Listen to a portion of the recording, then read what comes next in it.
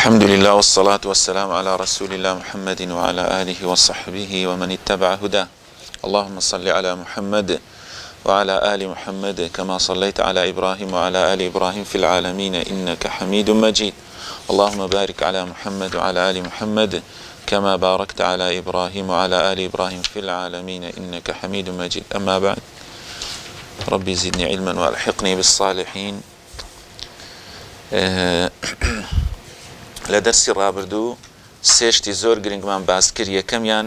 هەر لە باب الأذان أو الآذان باسمان کرد گرنگی إعلام و ڕاگەیاندن لە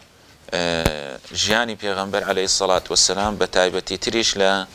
مەرحەلەی مەدینە و دامەزراندنی دەوڵەتی ئیسلامی،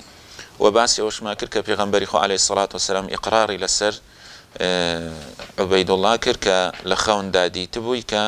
چۆن بانگ بدا و پێغەمبەری خۆ عليه الصلاة والسلام ئیقراری لەسەر کرد. و باسیشمان کرد الصلاة خير من النوم لە نوێژی بەیانیان ئەسڵێکی هەیە و وتنی شتێکی اعتیادیە و سنەتێکی متبع.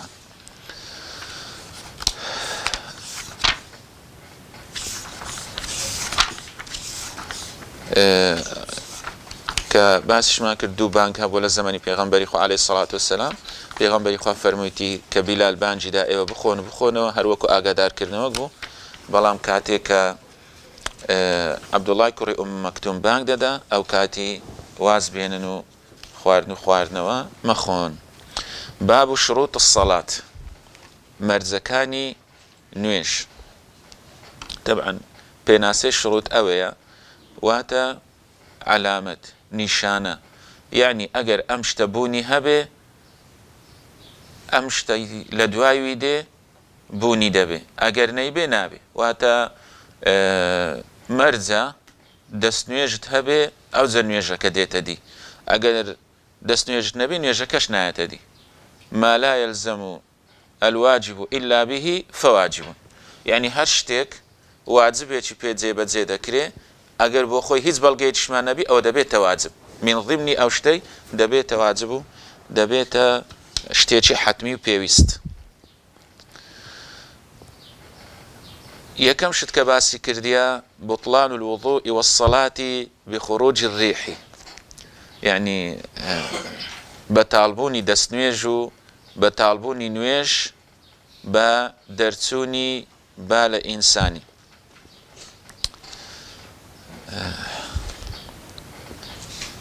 دیارە وەچی گوتراوە ئەم بایەش هەم بە نەغمەی هەیە و هەم بێ نەغمەشی هەیە، بەڵام شتێکی طبیعیە ئەوە خدای گەورە دایناوە. دري عن علي بن طلق قال قال رسول الله عليه الصلاة والسلام إذا فسى أحدكم في الصلاة فلينصرف. ما شاء الله وەکو باسمان کرد زمانی عەرەبی تەداخلی لە هەموو زمانەکان کرد، بە تایبەتی ئێمە کوردی کە لە کوردەواری بەخۆشمان ئەو شەی بەکاردێنین ئەویش عەرەبی دەرچوو. ئەو جا قوربەسەری ئەو کەسانەی کە دژایەتی زمانی عەرەبی و دژایەتی قورئان و سنە دەکەن، ئەو بایەکە لێیان بەردەبی ئەکرەمەکوم الله، ئەویش هەر عەرەبیە، دەوەرن گوشەکی کوردی بۆ دابنێ. ئەوە فەسا، یعنی ئەوەی خۆمان کوردیەکەی خۆمانە. بڵێمیان تێدەگەن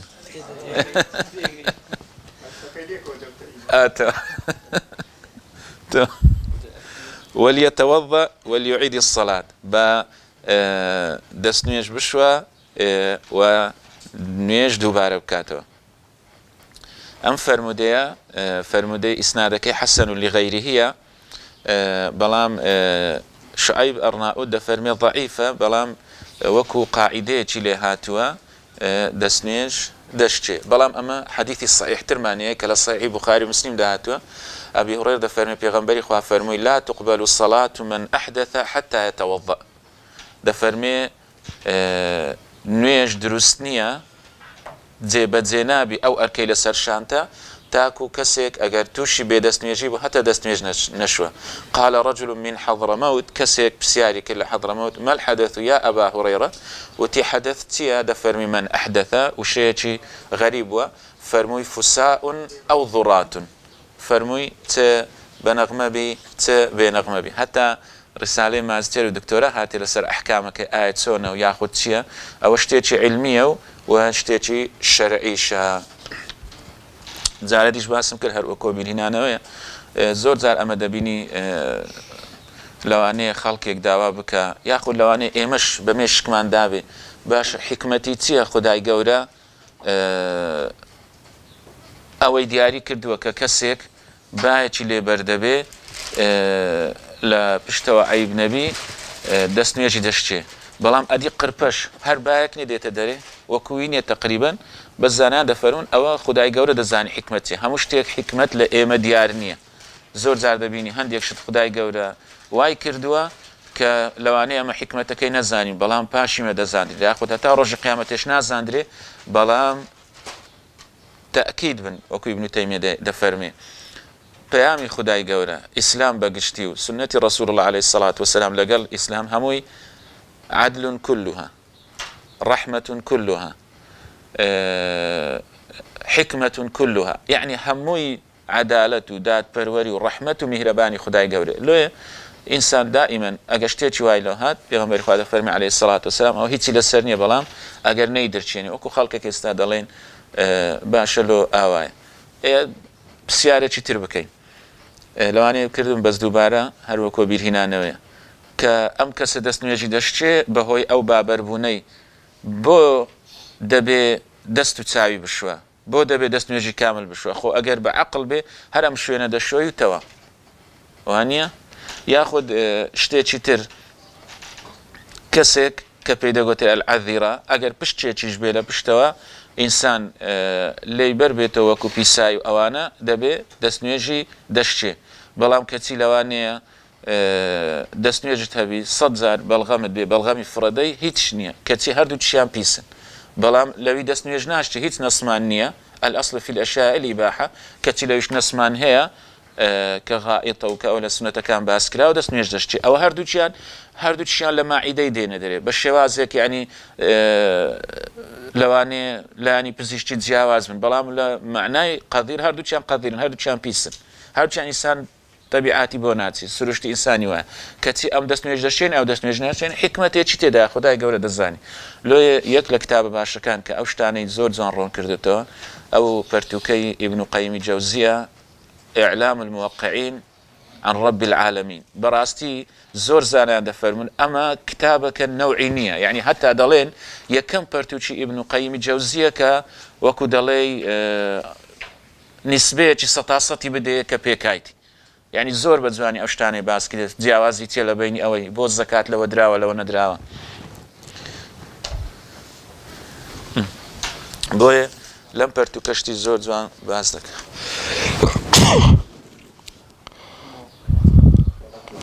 إعلام الموقعين عن رب العالمين.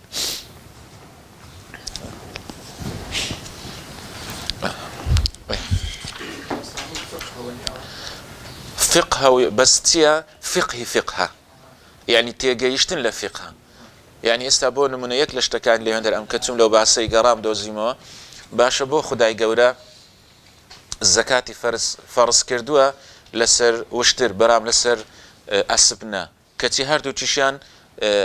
وەکو زمانی پێغەمبەری خۆ ئاوا بە قیمەت بوون دەفرۆشرا لەوێ باز دەکا کە ئەو بۆ جەنگ و جیهادە ئەوە بۆ دانانە و هەندێک شتی لەو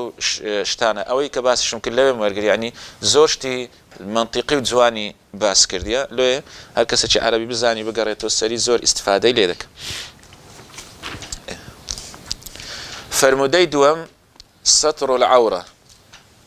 واتە داپۆشینی ئەوڕەتی ئینسان. عن عائشة رضي الله عنها دايك من عائشة فرمي بيغمبري خواه فرموي لا يقبل الله صلاة حائض إلا بخمار فرموي يرحمكم خواهي قوران نيجي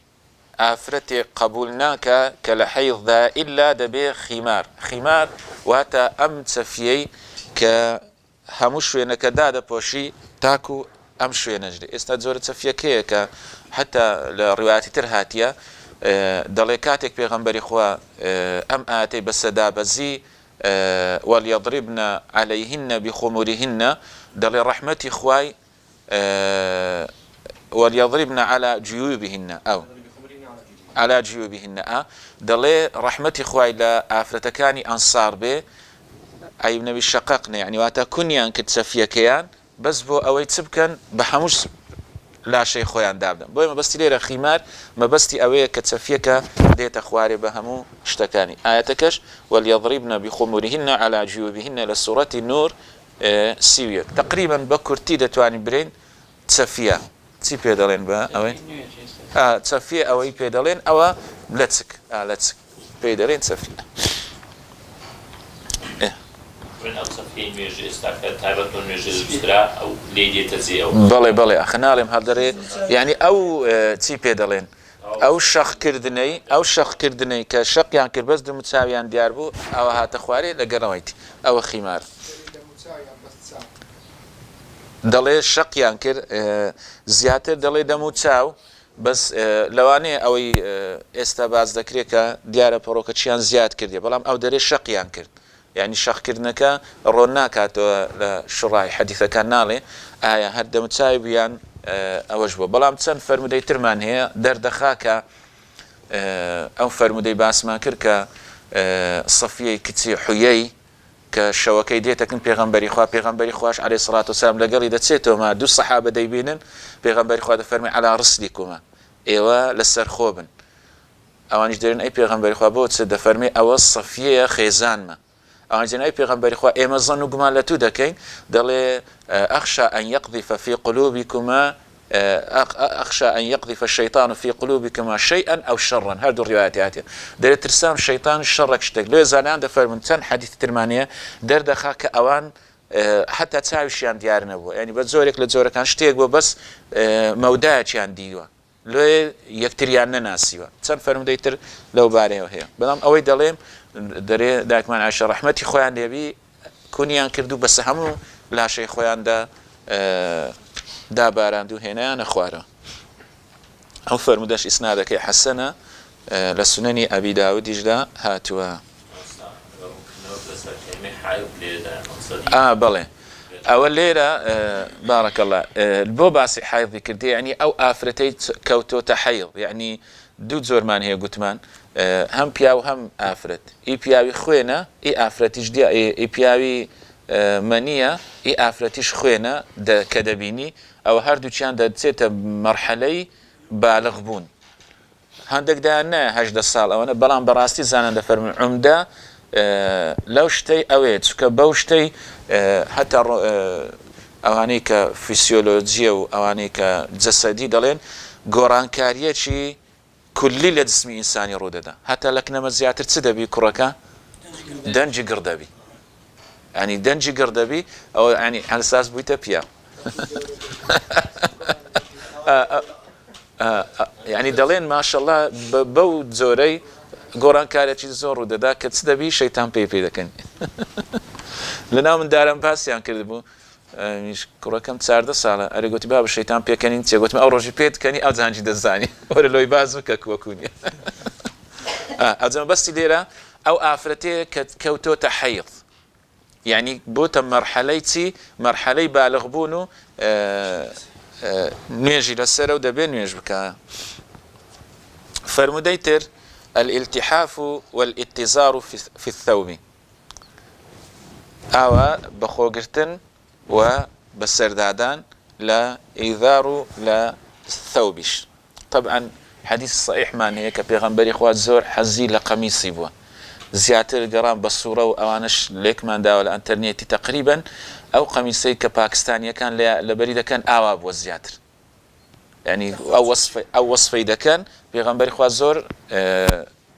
أم قميصي في خوش بوا لقر بنزامة شيكا لبريدة بوا الحمد لله أمش لبر ما كد وقتي توين عمره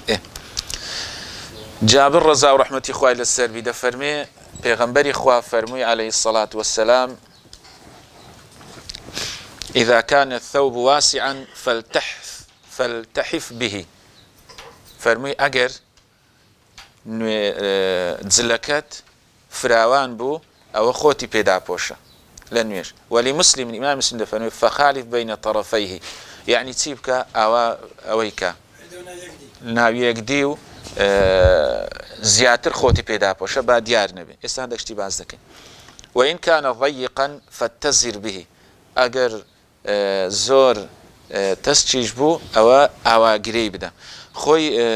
ئیزار و ڕیدا جیاوازە. ئێستا ئەوانی لە عومرەی دوشتی دەبەستن، یەکیان ئیزارە ئەوەی لە خۆیان دەبەستن هەتاکو ناوچیان، ئەوی تر ڕیداە. بۆیە دەڵێ ئەوانەی کە شوڕای حەدیث دەڵێن زیاتر لە زمانی پێغەمبەری خوا عەلەیهی سەڵات وەسەلام تاکو ئێرە لە بەریان کردو، ینی زیاتر هیناوی هەتاکو سینجی ئەو شوێنانەیان داپۆشیوە. بۆیە لە فەرمودەکانی تر هاتووە دەفەرمێ ئێوە لە دوو جلان نوێژی بکەن، یەک ئەم ئیزارەیەکیان ئەم ڕیداەکە لە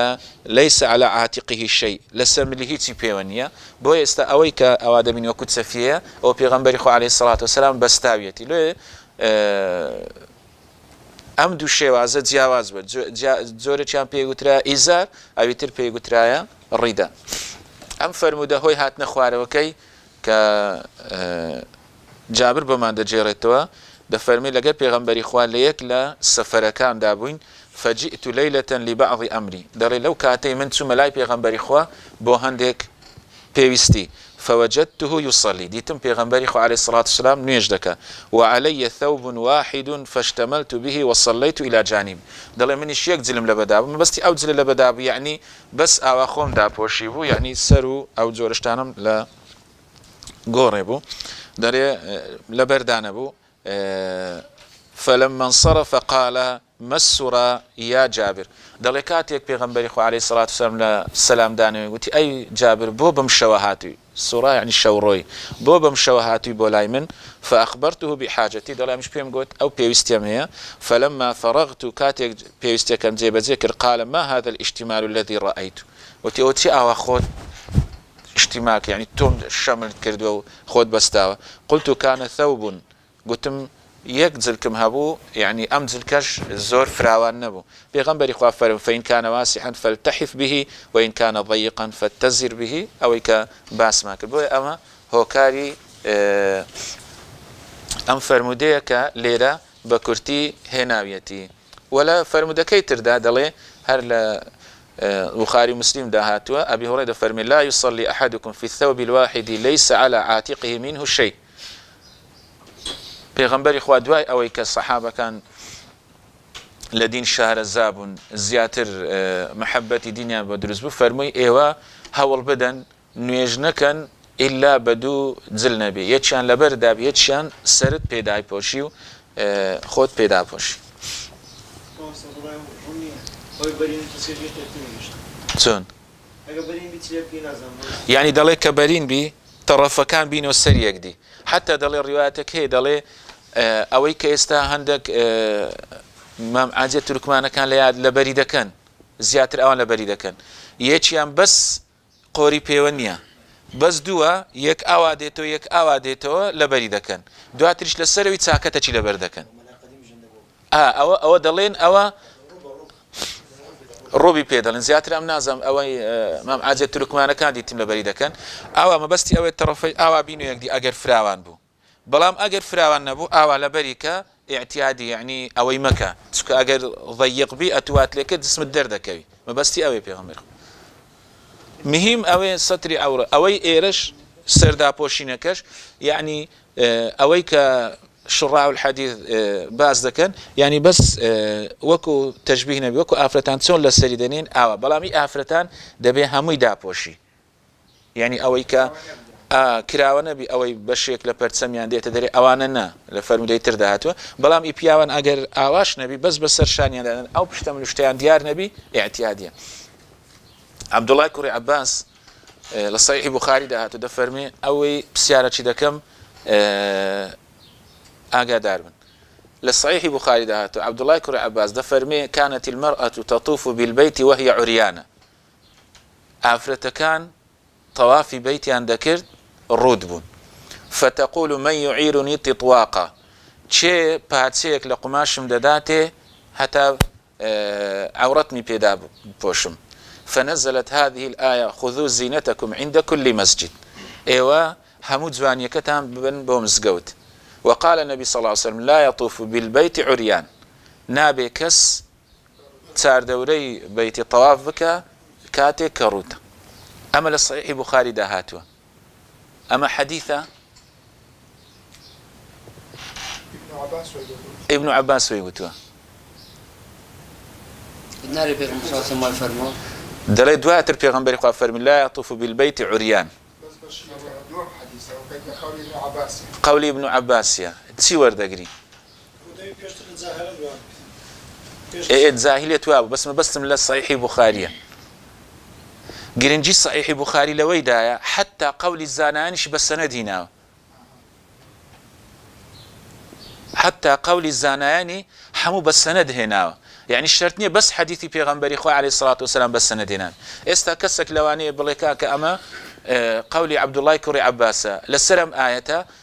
كحبر الأمية يعني شكو قماني تيداني بيغمبري خواه دعاي له كده بلا ما تبال قدسية أو برو للسنة كيف قاري حموي حدثنا أنبأنا أخبارنا حموي هنا شي هتاكو قيشي تبيشوا بخاري أو حديث نية بلام تسيا صناعي حديثي ورقتيا قولي الصحابية صناعي حديثي ورقتيا لكن بيشوا بخاري هموي با تسي هنا هموي بالسند هنا لو أجر لم سندانا بيشوا بخاري أجر كسيتش توزيك ضعفي هبوبه ياخذ وهمي هبوبه هنا بي كسيك دي دلي اها بيشوا بخاري حديثي جراوه لبيغمبر صلى الله عليه وسلم كتراويه كشي ضعيفه نازاني امامي بيشوا بخاري لوانيه سطاصد وايا اواني دراسه عن كدو يكم زار كما بلغي لهميان صحيح تري هنايتي بلام اوي ترك نسبي امتياز ياخذ نجاحي لكن بيشوا بخاري انه هاد بي اوزد واهي نايتي ياخذ هشتا وبينز ياخذ هشتابي لو اما حديث نيه بحديث حساب كي بلام قول الصحابيه اويش بالسندنا حموي سندي بدانا بويا او لا يندر باز دكا تطواقا دلي اوان شراعي حديثه كان كصحيح بخاري شرح كده دلي افرتي او كاتي تشبيهنا بكو اواني لسر بحرشتينا بس ام دو شويني عند بوشي اوانيش اواب بلام كطوافي عندك او دوش دات نخواري او زاد يقول تشي دو تشي تطواقا يعني بارتس باروكا كم داداتي خومي بيدا بوشن بو بارتس باروكا دبو مولشيوي يعني او بيان زوج تيجي قوربو بو بارتس باروكا وكو زورك لماريبو ماويك لك نوي دبو دواتر حتى بو خوي كيف دما دواتر طلاق ددا وياخذ بريدك اوا يعني بوي پیغمبر خوا فرمي كس طواف نكا طوافش لا حجب كوات زانيان دفرمو دتوانين بوي بلين دست نوێژیش یاخود نوێژیش کە ئینسان دەیکا دەبێ سەتری عەورەت بکە ئەگەر هیچ ئاەت و حەدیثێکمان نەهات بە مەفهومەکەی لەوەی وەردەگیرێ ئەوەش التحاف ستر المرأة في الصلاة أم سلمة رضي الله عنها خواه لسيدة فرمي أنها سألت النبي أتصلي المرأة في درع وخمار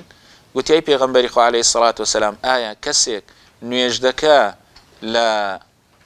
درعك وتادلي هو الثوب والخمار ما يستر به الرأس والعنق يعني تزل كيشي لبردابي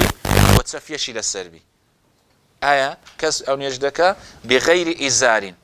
بلام لبنزل ككي يعني تشبيهنا بتقريبا أو استابيدا قوتري ملابس داخلي يعني لبشتي أوش آدبي إزاري تشبكا ياخد دبي بس خواروي أو اندي دابوشي پیغمبری خواه فرمی اذا كان الدرع سابغا فرمی بله اگر درعك تواو تماما يعني سابغا يعني تماما يعني التواو دا پوشراو بي يغطي ظهور قدميها دبي بي همو دا پوشي سري سر بي كي دا پوشي يعني امن اون دي بدوا دات سونم كرت حديثك مانية بنطق يعني بمنطوق بلي دبي افرت بيدا بوشي لنوينجي بلام دلي دبي جميع جسدي دا بوشي زانان دفرمون امش دچيت بابي اويك دبي قاتشي دا بوشي اجينا همو زانان دلين اگر بيشي بدروا بي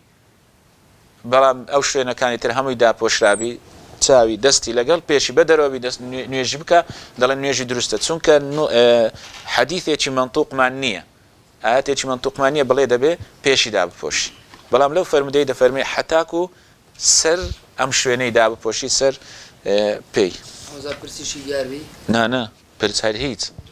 بەس دم و چاوی لەگەڵ دەستیشی دیاربی اعتیادیە بنارین پێی دەڵێن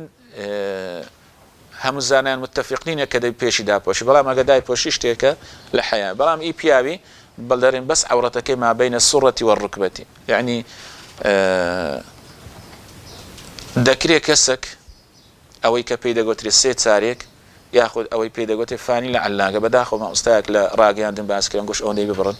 یعنی دەکرێت وەکو ئەهلی عیلم بزانین بەڵام لە خەڵکی وەبرێن لەوانەیە جۆرێک بێ ئەدەبی بەرامبەر نوێژی بی ونیە ئەجینا ئەوەی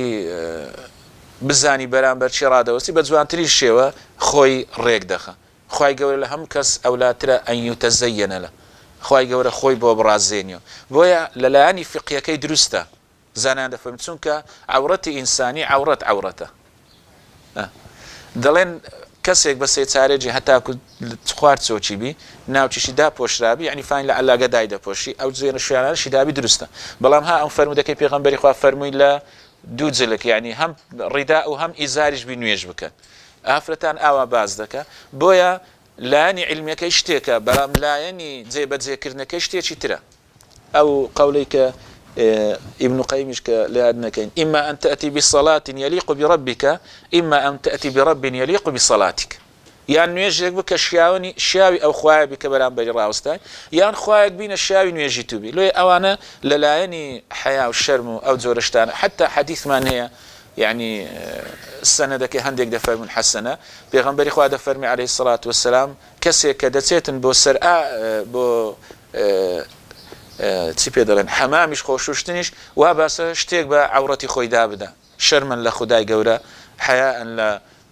گەورەی خودای گەورە بۆیە لایەنی علمی دروستە بەڵام لایەنی جێبەجێکردن شتێکی جوان نییە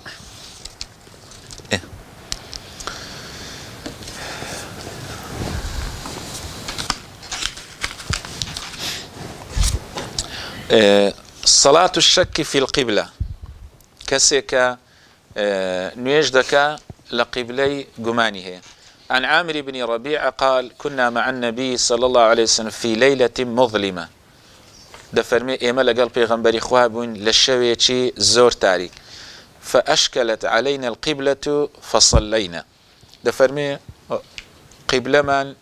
لإشكالية ليدرز بو آية لكاملايا دلي مش نيجمان كرت فلما طلعت الشمس كاتك الروج هل هات إذا نحن صلينا إلى غير القبلة أو كات الزانمان كأمرمان لقبلنا كردوا فنزلت أم آية دابزي فأينما تولوا فثم وجه الله إيوا الرولة هرش يعني يكبكن أما خداي قوري ليو بعلم قدرته بزانيني خداي قوري آقادارة أم حديثة إمام ألباني بحسني دانا فرمديتشي درستا يعني أو ما ندير دخل يعني إنسان أو أندي دتواني هول بدا أو يترك لتواني إنسان دانا به نشكا شتيتشي اعتيادية ما مستعد السر أوي هي أقدر نزاهر ولا كذي هر ركعة رول الله كل نمزانية يك روجي بشاري كقولتي استكي إذا ما بستكي أو بتنظم شيء ملا شيء نظم شيء قولتي أجر نتزاني قبل لا شيء عندها بالي هر ركعتي رول الله شبك ركعتك ببرك بلي دكي أوان كي ندرست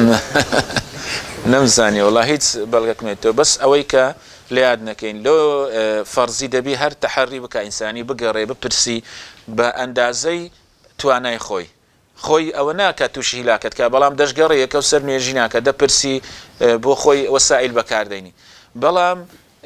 لبو سنتي دلي بس أمكاتي دس بيدكا بلای سنت دواتر بچی سفینه تیار له هر شوێنێک بڕوان نوێژ خۆی بکات دروستە بەڵام لۆ فەرزی یەک لە مەرجەکانی نوێژ دەبێ ڕوو لە قیبلە بی ڕوت لە قیبلەی بی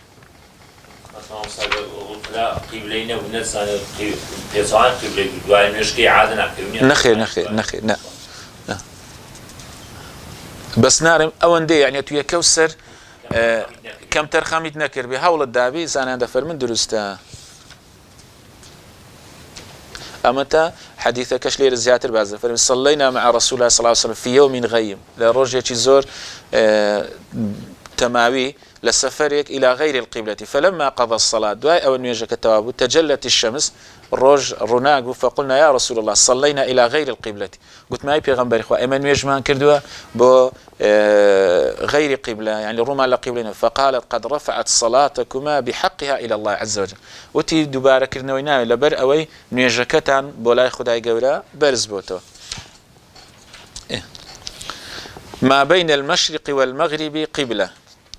وعن أبي هريرة رضي الله عنه قال قال رسول الله صلى الله عليه وسلم ما بين المشرق والمغرب قبلة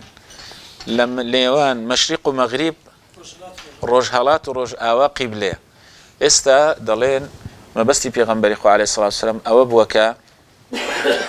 ك باسي أو شمان كركا دس نسر آوي لا تستقبلوا القبلة ولا لا تستقبلوا القبلة ولا تستدبروها ولكن شرقوا أو غربوا دلين أمش ليقدانوي بيغمبري خوايا زيرتي بيغمبري خوايا فرمويتي رولي مكان يعني لا يندربوا ما رون دبيتو كقبلة لبين مشرق ومغربة عندك لشراي حديثة كان باز كان دلين أمش لا بلغي لسر وحي بلغي لسروي كسنة وحية لبروي بيغمبري خوا كسبي نوتوا كجغرافيا أو بيغمبري خوا زانية ياخذ فلكيات زانية لبين مشرق ومغرب قبلية كمسجد الحرام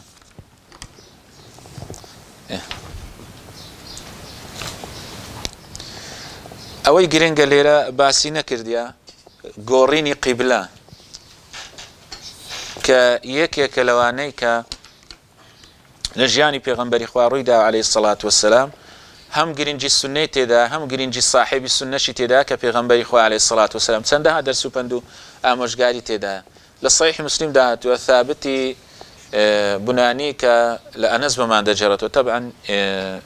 ثابتي بنانية كقبلواني كتابعي بوا تسل صالان خزمتي أنس كوري مالك كرد لو يزانان محدث فرمدناسان دلين أجر سندك أميتي دا بيك للسنة وكدري مباركة كان كزور إنسان جبانج حتى دلين دا جرنو ثابتي بناني لهم التمني الزور دعاء ذكر الشويك لخودا بيغمبر ببيني عليه الصلاة والسلام للشويك داديتي بيان يكيبو أوي أم خوشي بخلق رابقيني ديار ماليان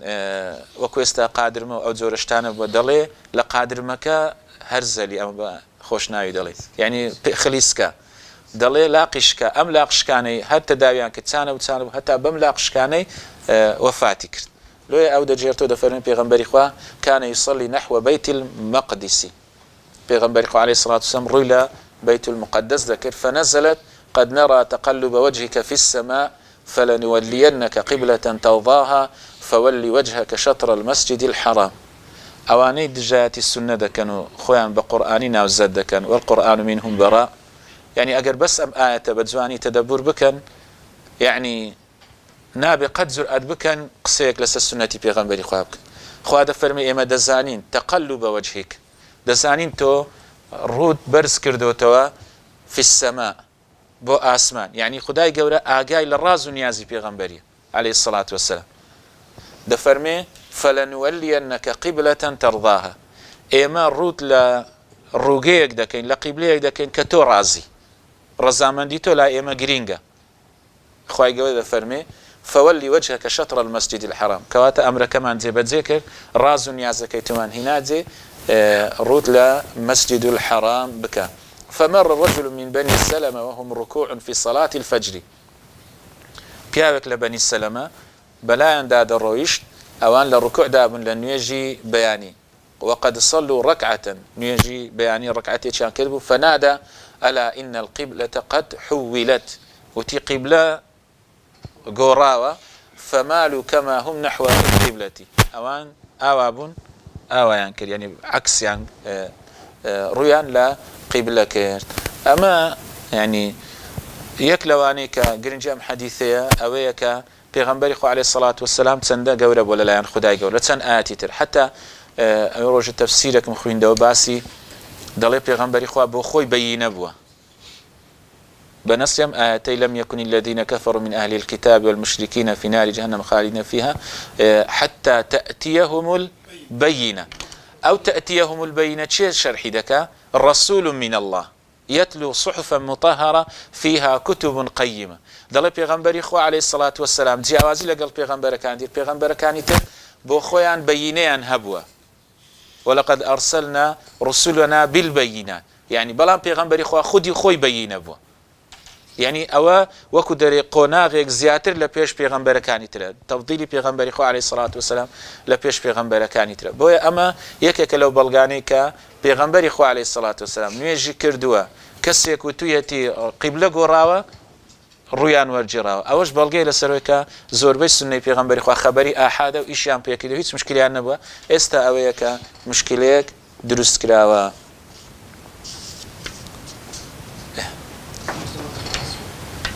تمام أوش ديال لا قبلة في النافلة على الراحلة أوي باس ما كرد بوهات شو يبكي أو لسر النهي عن الصلاة في المقبرة والحمام لا يراد وصلى الله على نبينا محمد وعلى آله وسلم.